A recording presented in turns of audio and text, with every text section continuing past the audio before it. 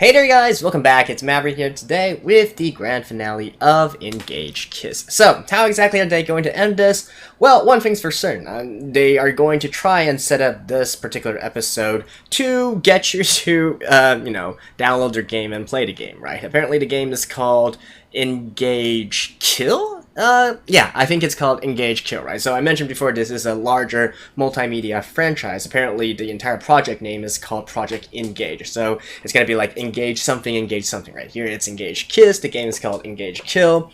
Maybe there's going to be an Engage something else, who knows, in the future, right? So, in any case, I do expect this particular episode to end with Kana, them taking care of Kana, right? Now, how exactly that's going to happen, like, are they going to seal her away once again, or are they going to allow her to live together on the island, sort of like a second Kisara, if you will?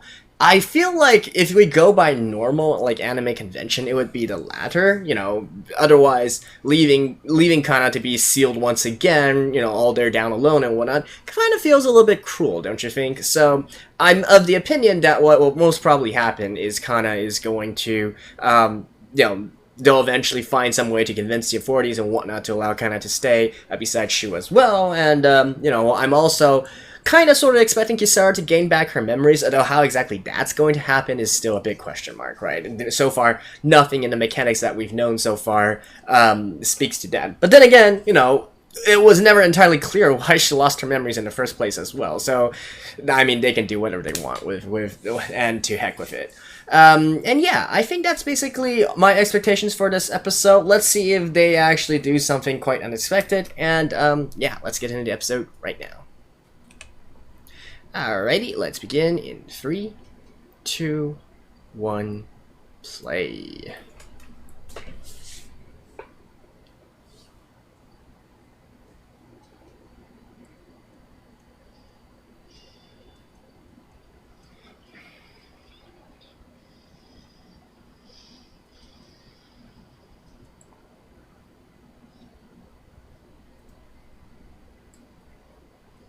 Choo.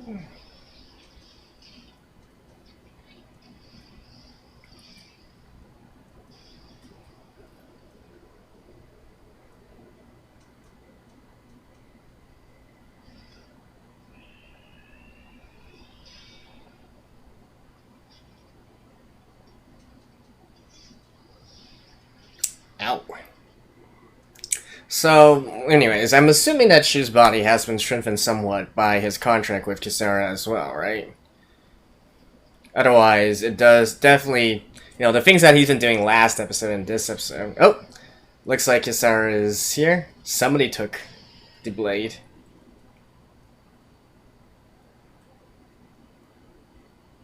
Yep.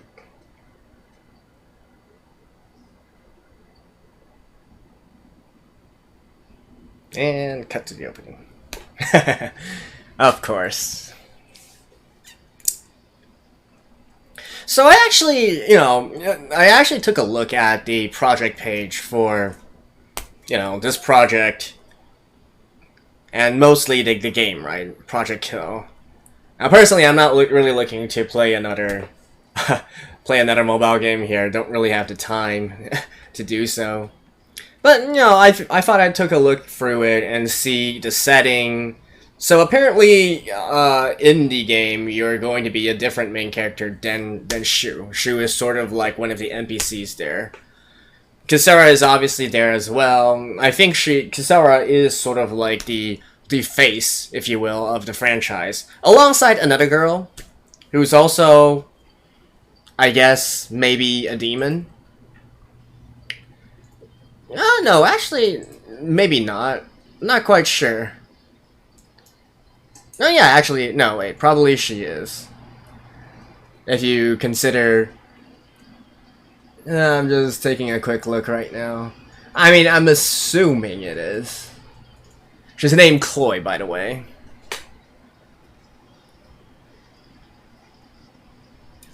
Well, no, they say that she's a human.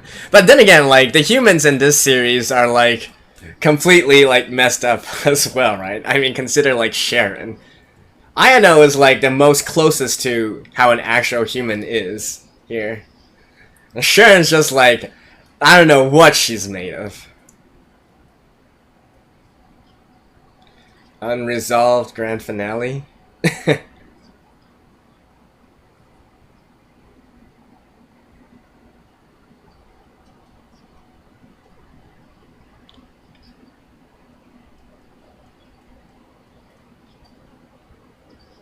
Yeah, I mean, even if she lost her memory.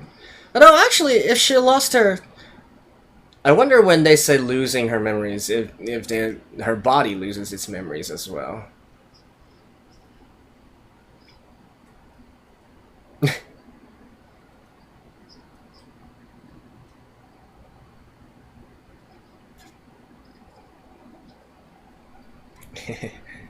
Shy Kisara, eh? Definitely a different.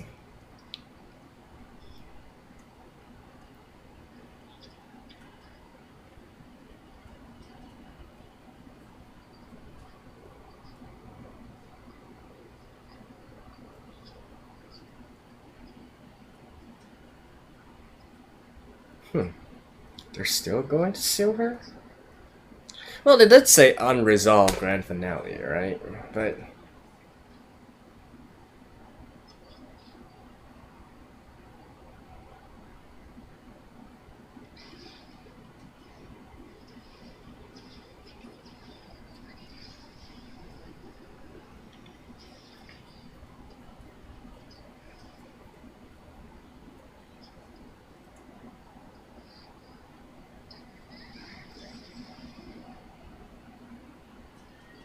here we go. I was wondering where the other two were.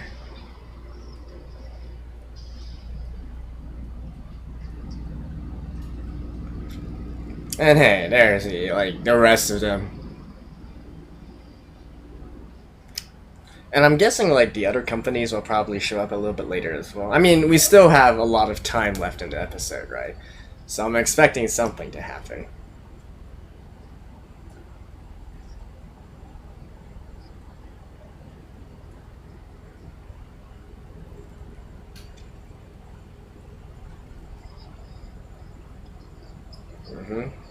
And I guess this is the happening.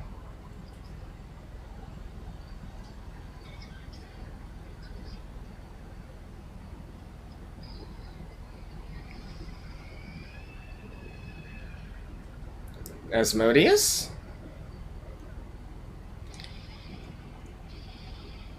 No? Free? What?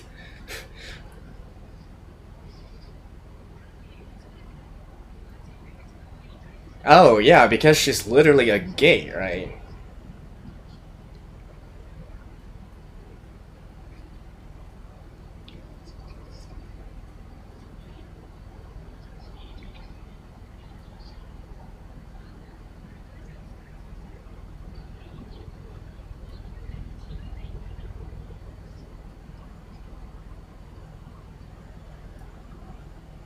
Yeah, so I guess the other companies are going to be in charge, yeah, of taking care of these guys.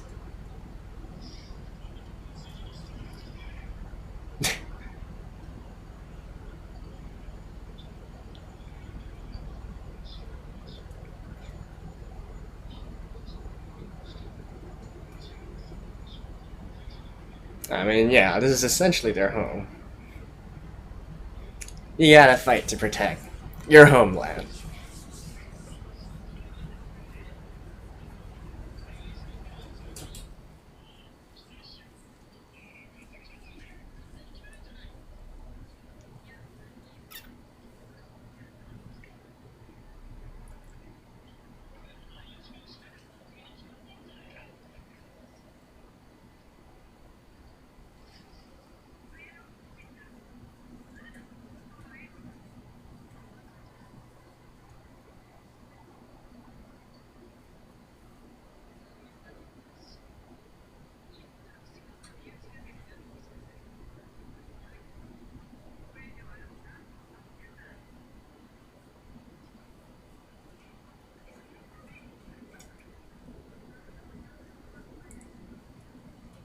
I knew there was gonna be.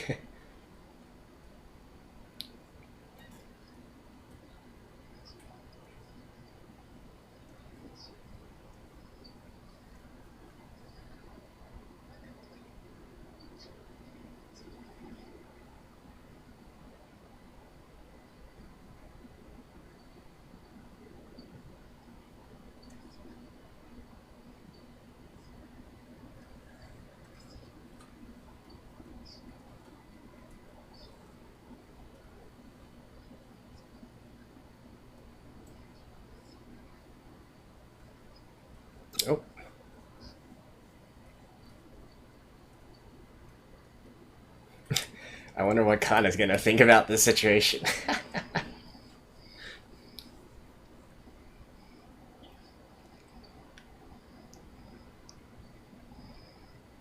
I definitely feel like Kana probably has a brother complex here.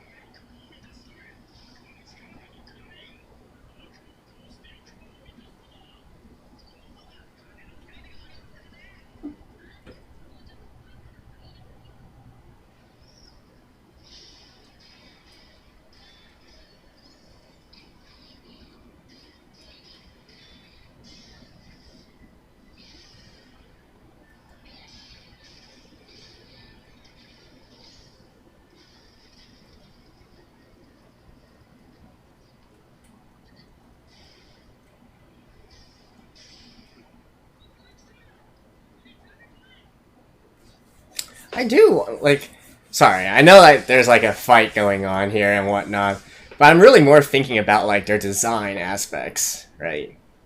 I wonder how a half-demon male would look. So it seems that half-demon females, you know, they have this sort of like more humanoid form with a half wing, right?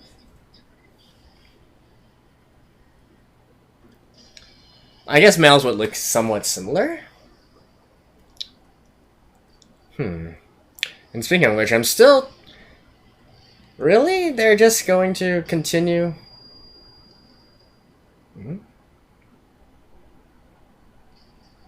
Ouch.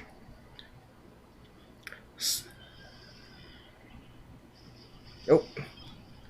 Yeah, I still have more than half of the episode. I was like, was it gonna be that easy?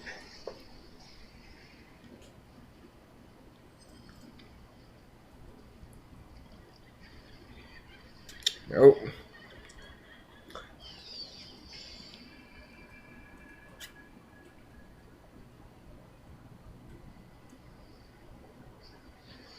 Oh wait, was that Asmodeus?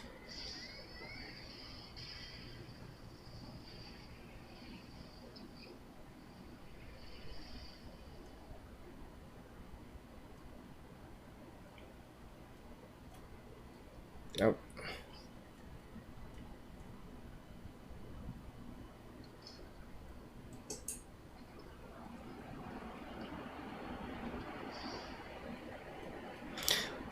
Another question. Shouldn't they have used her own spear to sort of seal her? That's Kisara's weapon, right? So, like in the past, Kisara was sealed by her own weapon, so how come she's now using, like, Kana's weapon?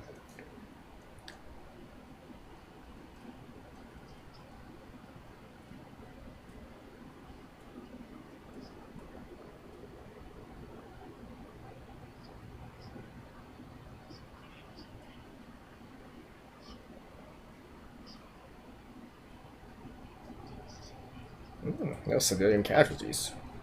That's pretty nice.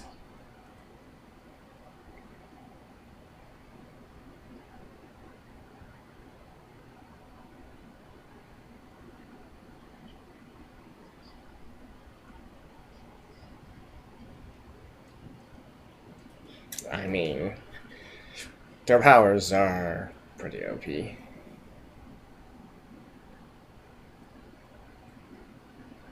Yeah, so her body is still has the memories.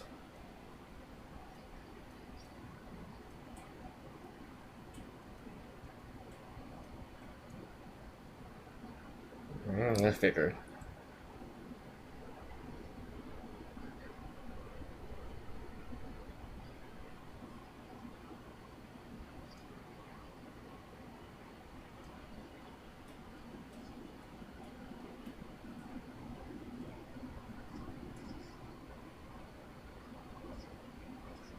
Technically only a half demon, so you're still half human.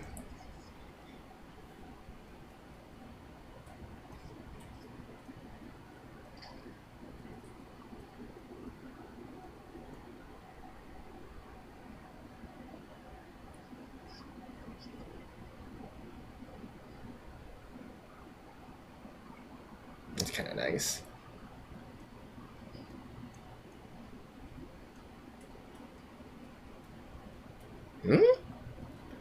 So she wasn't sealed?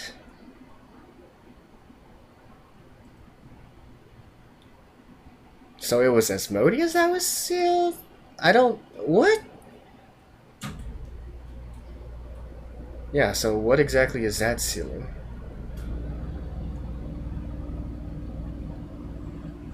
I mean, I'd assume it's Asmodeus, right? That giant hand that grew out.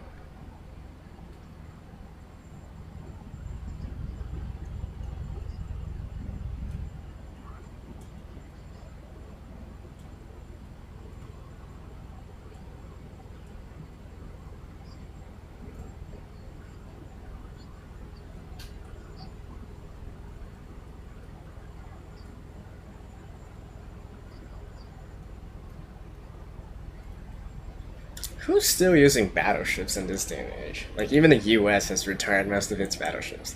I mean, don't get me wrong, those things are awesome, but... like, I don't really see any situation where governments would send over, like, an entire battleship. Aircraft carriers, that would definitely be something more suitable.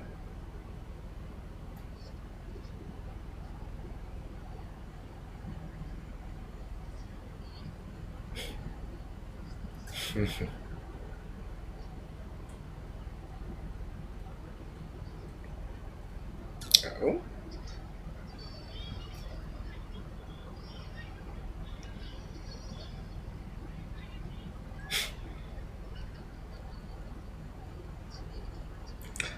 Can you two, like, put a leash on your brother already?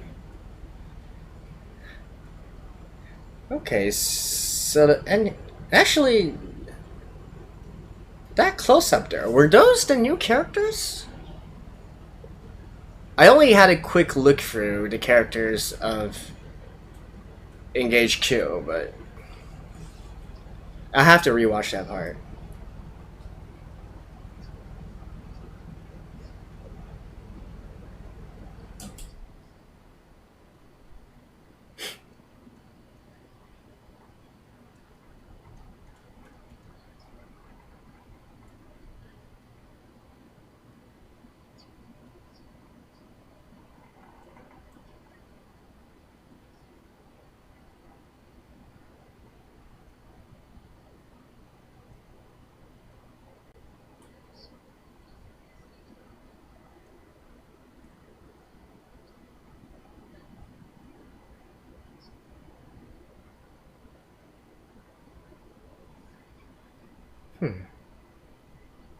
You know, I'd really love to know Sharon's backstory as well. Like, why she works for the Abbey, why she continues to work for the Abbey, and whatnot. Like, I really like these kinds of characters, to be honest.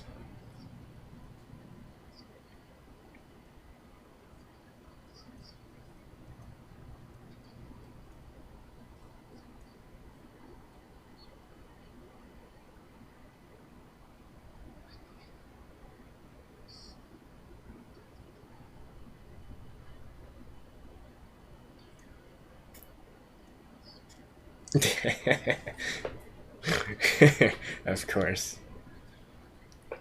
Uh,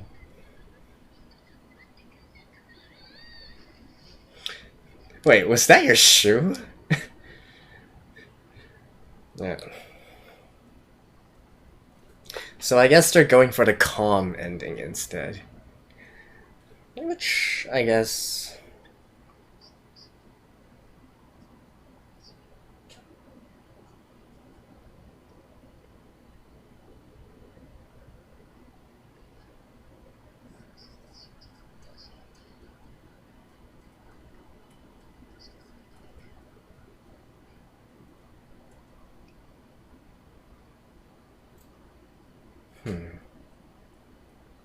And there's Miles.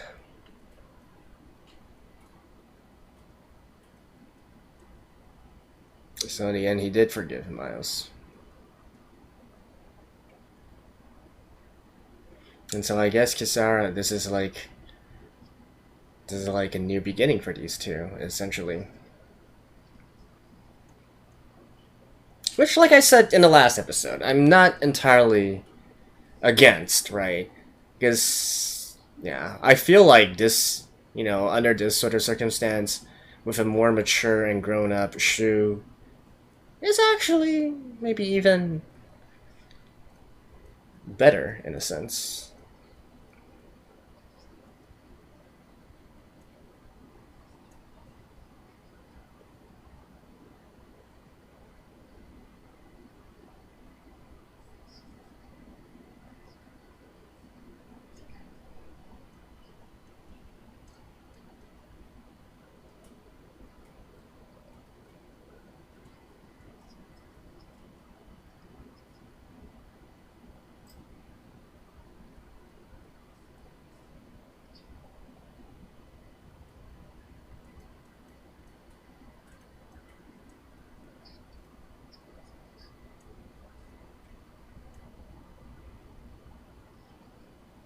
Wait, who's the one who said Okaeri?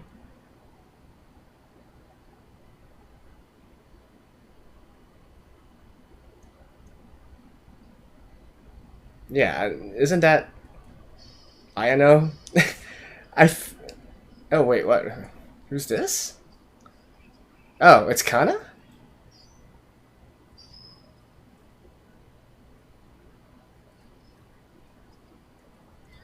Oh.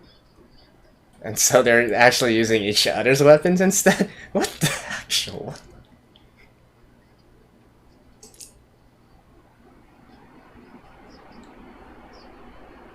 I mean, if there's demons, shouldn't there be God as well? So are all demons fated to be Andres?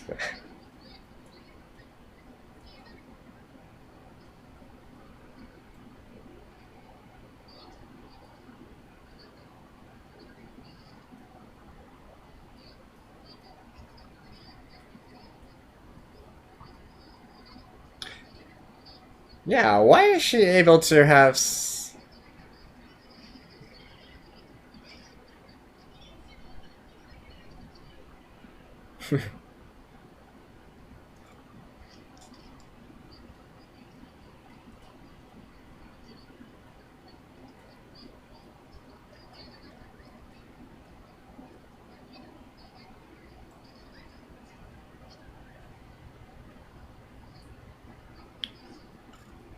So here's, I guess, the ending rom-com aspects of this entire thing.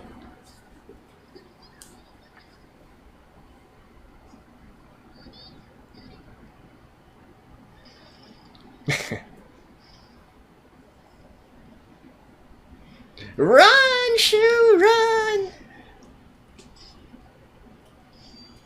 Oh, wait, they're using their own weapons already? Yeah, well. Anyways.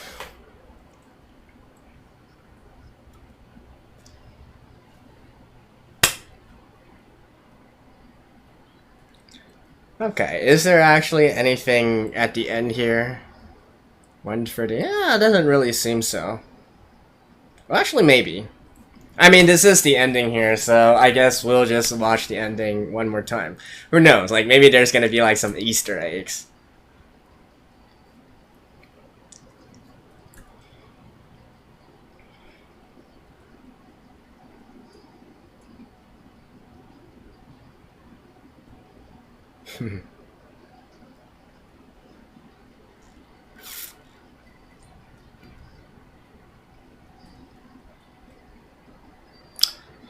Another thing I'm wondering is, so this new Kisara here, you know, since I feel like she should probably be on better terms with Ayano than the previous iteration, right?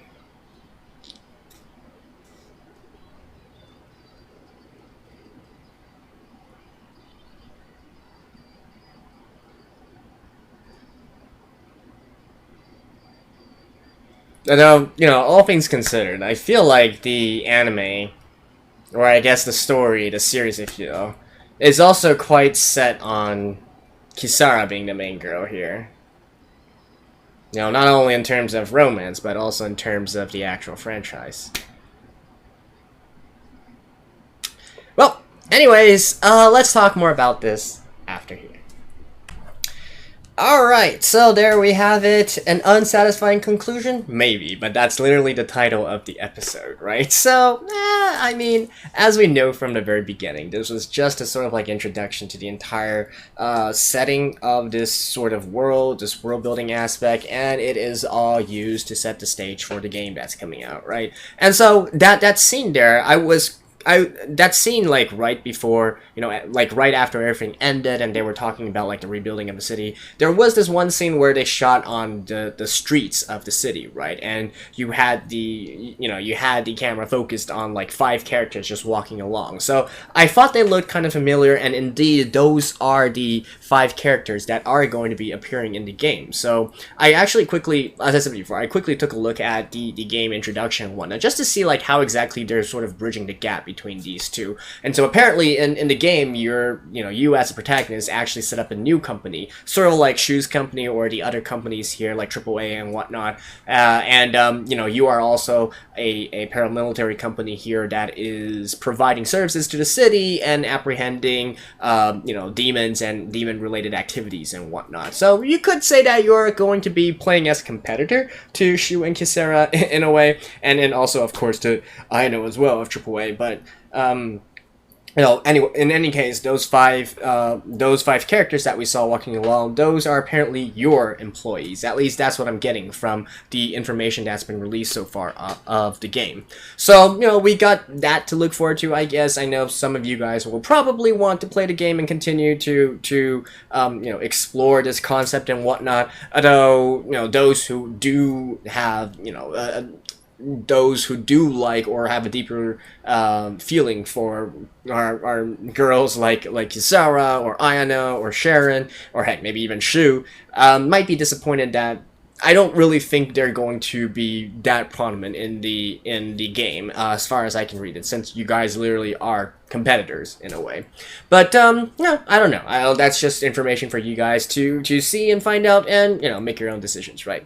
So putting that aside, let's talk a little bit more about this episode and indeed this series as a whole, right? So I think the ending to this episode is kind of sort of more in line with what I was thinking would happen with both Kisara and Kana as well, right? So I couldn't really see a situation where Shu would willingly let Kana just continue to be sealed in a way. Although, I guess in this aspect, it wasn't really that he did anything, and it was more like Kana herself, just sort of like, with her unrelenting will, managed to escape the seal and get to meet up with Shu, right? But I do feel like as time goes on, it's probably going to turn into a situation where, rather than trying to go full on and restrain her or whatnot, maybe allow her a certain degree of freedom, so that we can get into the rom-com aspects of it all, right? I mean, like I said, it's probably not going to be there's probably not going to be that much more story development between these main set of characters that we see right now in the anime, since the game is going to be focusing on your own story with a new set of characters.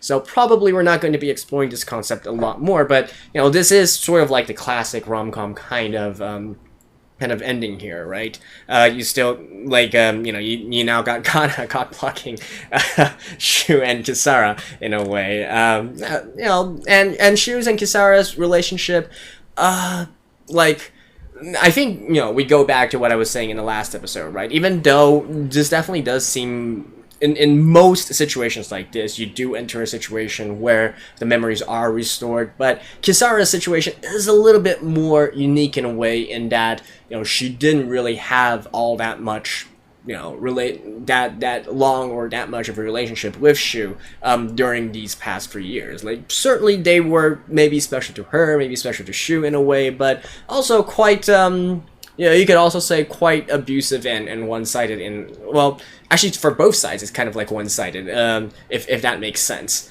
So being able to rebuild a relationship with a clean slate, I don't think that's inherently a bad thing for either Shu or Kisara here. Now, the only thing that I am a little bit more dubious of is, of course, the fact that Kisara has lost most of her own former memories before meeting Shu as well. So the anime didn't really go too far into explaining like that part and explaining like how far, how much has she retained of those kinds of memories. But I guess what's going to happen is instead, as they're going to live together, Shu will probably gradually tell Kisara more and more of her former memories as well. Maybe, maybe that kind of situation is going to happen. As for Ayano and Shu's relationship, I don't know, right? So, like I said before, one thing that I appreciated in both the opening and the ending was that they did sort of like were making an effort to make this into an actual love triangle or whatnot. Whereas here, as the series went on, I do feel like, it's definitely more like 70-80% Kisara and maybe 10% Ayano, if you will. And Sharon, well, she's kind of like out of the picture here as well. And as I said, we're not really going to continue developing their stories. So how that ends really it depends on. I think we would just leave it to our own imagination here. So, anyways, that's all I have to say for the ending of the series. So, considering like what we know of the game and what we know of the series, so there's going to continually to be demons pouring out into the city. Asmodeus isn't really completely sealed or anything, but only temporarily fraughted. Probably going to do something else as well, and there's going to be more and more companies moving into the city, right? They're still going to keep their anonymity to a certain extent, but there's probably going to be more people that's going to come in and provide like military support as a chance to get rich, or just to have a crack at obtaining or understanding the secrets of these demonic powers and whatnot. And honestly, I feel like more than anything else, there should have been like more people who have contracted with demons in order to gain power and whatnot, like even within the other mercenary companies as well, right?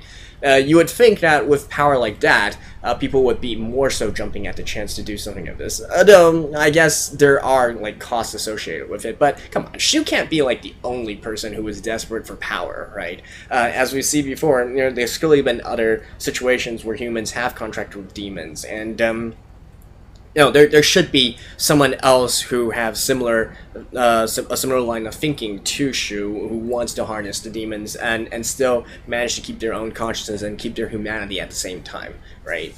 But yeah, anyways, that's it for that. Now, as an anime as a whole, like if we're disregarding the sort of like project tie-in right now, does it do a good job of actually setting us up to the world? I guess in terms of the world building aspects, I'm okay with it. Like, again, we're looking at this critically here as an overall anime series here. Now, I did kind of like the setting and the things that they go for. It's not really anything new. Like, this sort of concept has been utilized in a lot of different games before. This sort of like this one area that's somehow special to all the other areas because there's something special happening here and some kind of supernatural happening like right in this place, right? So it's really not that much of a new thing or an innovation. It's something that's been tried and true and done many times before. Now, even so, I do like the sort of even so, like there's a reason why there continues to be that many works who utilize this kind of aspect, right? It works. This kind of setting does work. Having this sort of anonymous city so that you can basically limit the scale of everything that's happening and focus it all here on one city here, so it doesn't get like it's not like worldwide. You don't run into the problem of having the scope be way too big, having the scale be way too big. So it helps keep it contained, right? And you can gradually explore more and more and add on, if you will, to later areas and later cities. So in that aspect, it works great here. Having supernatural stuff, having demons here. Once again, I feel like they probably could have expanded on this a little bit more, like having more people have contracts with demons, and you really utilize this sort of demonic contract as a sort of, because like, come on, we can clearly see that there's head, like Kisara is heads and shoulders above everything else that the humans are able to do with their own conventional weaponry, right? Like even Sharon, who is even her own like human abilities are at like the pinnacle of, I would say, even already superhuman, and then even that plus using a suit like doesn't really hold up a match against any of the, I guess, A tier or above demons, right? And not to mention Ayano, who's really just using conventional weaponry here with nothing particularly special in her own ability. Like, I'm sure that she's a well-trained fighter, but that's not really gonna do anything against, like, really, I mean, maybe she can take on a B class or a B tier demon at most, right? So, and I like with this huge discrepancy in ability, like I do think that probably there should have been more people relying on demonic abilities in order to combat the demons, if you will, and or they should have been able to make some particular anti-demon weaponry in order to level the playing field. So I feel like that aspect of this isn't really fully fleshed out, and I do wish they could have done more to do this. Otherwise, I do like the setting here where you have different paramilitary groups, mercenary groups vying for a contract, even though, as I mentioned before, I feel like you're not really getting a good return on investment in this kind of scenario here with the bids that they're doing, but that's kind of like nitpicking, to be honest. But I think, to me, the more pressing issue here is that if you're going to be mercenary companies that's specialized in doing demonic warfare, anti-demonic warfare, I wish they could have done something, more special for all of this, right? Like, have special anti-demon bullets, have special anti-demon devices and whatnot. Like, this could have been explored a whole lot more rather than just using conventional weaponry here, right? So, I feel like that is definitely an untapped potential, untapped opportunity that it could have expanded upon. The entire backstory of these demons and demonic happenings, I'm not quite sure if... Like, to be completely honest, I feel like they didn't really do a great job of tying all the backstory together. Now, obviously, this is just the anime, it's just an introduction, there might be more, but, like, I mean, come on, like, Kisara, we've been made to believe that apparently, with Byron City being established, and this is when these kind of demonic events started happening, but apparently it has already been happening for many, many years, for hundreds of years throughout history already, right? So, what's so special about this place, and so are there no demonic happenings happening like elsewhere? Like, we clearly see that Asmodeus has been active in Europe as well, right? So what's so special about Byron City that only they have, and compared to, like, what's special about the demonic happenings here versus elsewhere in the world, right? Like, I feel like that's also a concept that hasn't been fully fleshed out, right? And so including Abby, like, I love the existence of the Abbey, to be honest. Like, even though they are sort of like the antagonist group, like, I love situations like this where you have these sort of, like,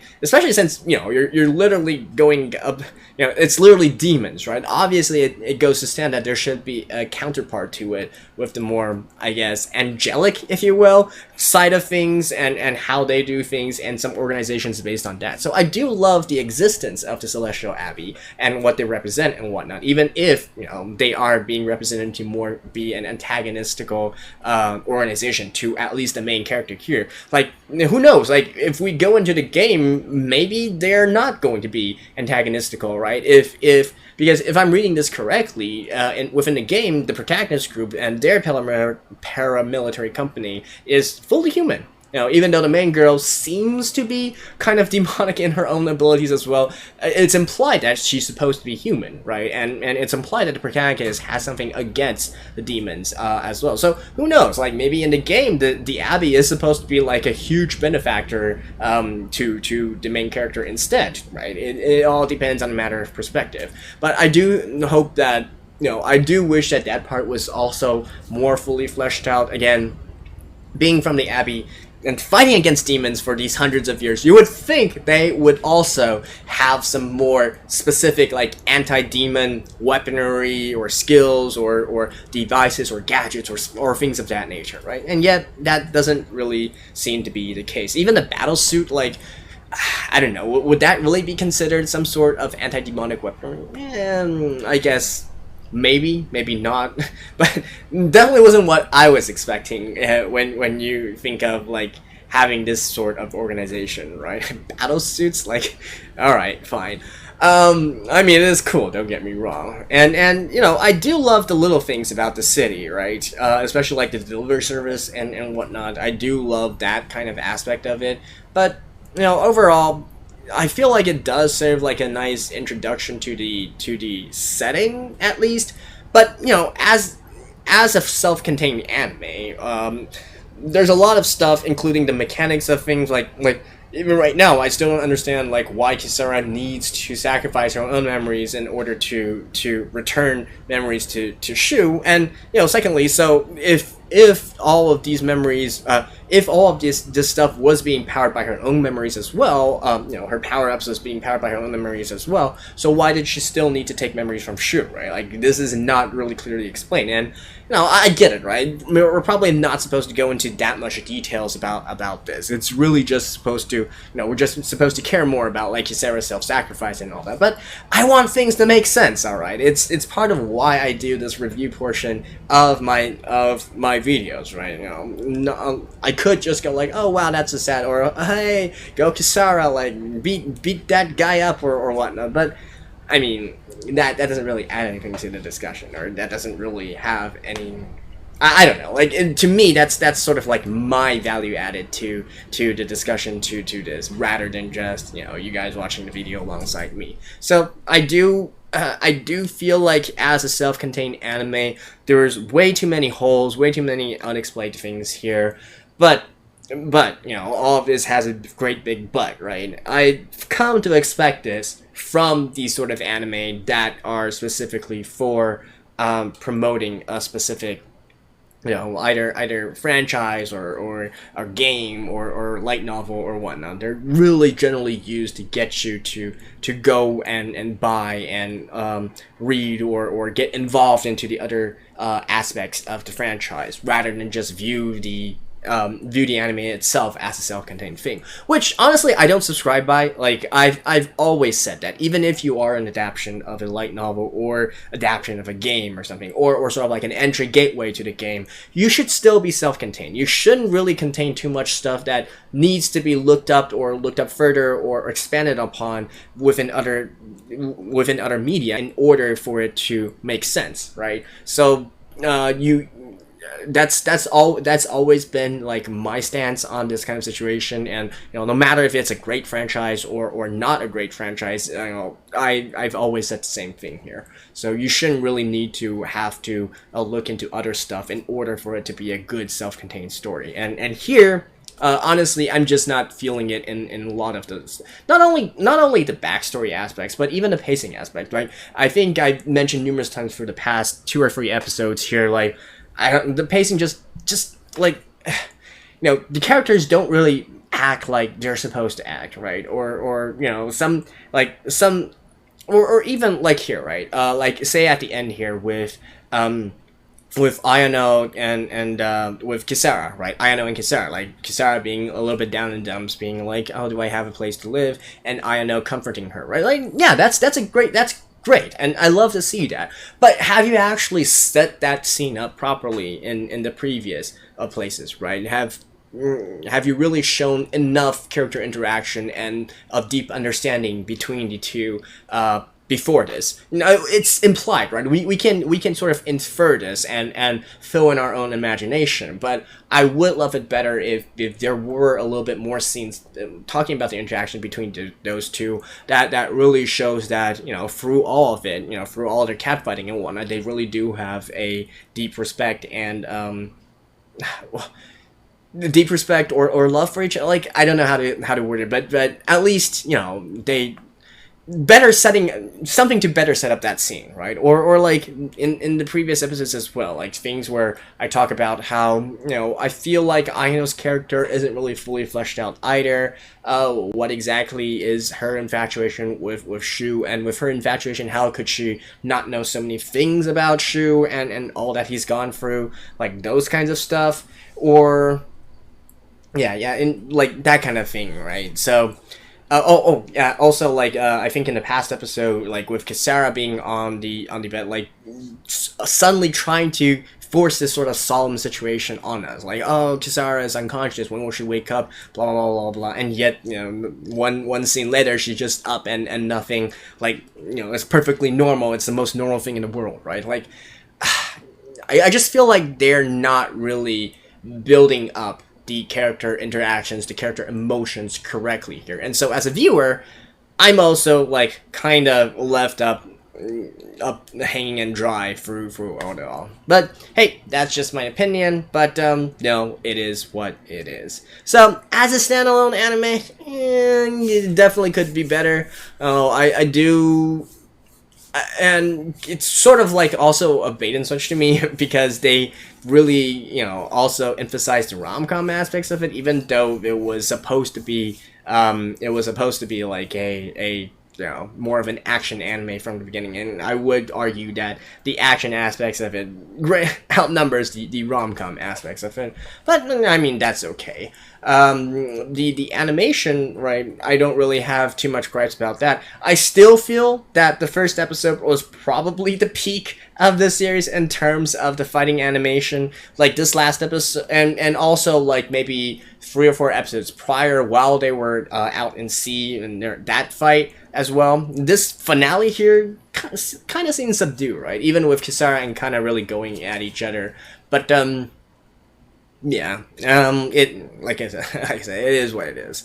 The rest, just decent, solid throughout. To be honest, I actually didn't know this was supposed to be a project or an anime promoting a game at the very beginning, so that's why I went into it. If I had known, would I have changed my mind? Maybe.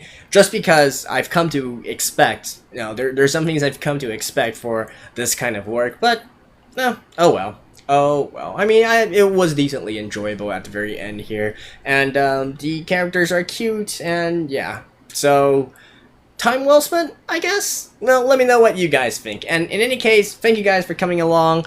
Hope I can see you guys again sometime, someday, maybe in another series, in a new series. Feel free to check out my other works, and if not, well, we'll see about that, right? So, thank you guys for coming along. This has been Maverick. I'll see you guys next time. Bye-bye.